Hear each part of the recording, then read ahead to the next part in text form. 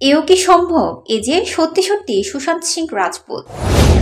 সুশান্তের মৃত্যুর ৩ বছর পর এই ব্যক্তির ছবি এবং ভিডিও সোশ্যাল মিডিয়ায় ভাইরাল। এখন তার ভিডিও দেখে নেটিজেনদের মন্তব্য যেন সুশান্ত সিং রাজপুত আবার ফিরে এলেন। হিন্দুস্তান টাইমস বলছে, ডোনিম অয়ন নামে এক ইনস্টাগ্রাম অ্যাকাউন্ট থেকে 2023 সালে 26 জুন প্রথম একটি রিল ভিডিও আপলোড করা হয়। ফটো শেয়ারিং প্ল্যাটফর্মে লক্ষ লক্ষ ভিউ পেয়ে তুমুল ভাইরাল হয়েছে সেই ভিডিও।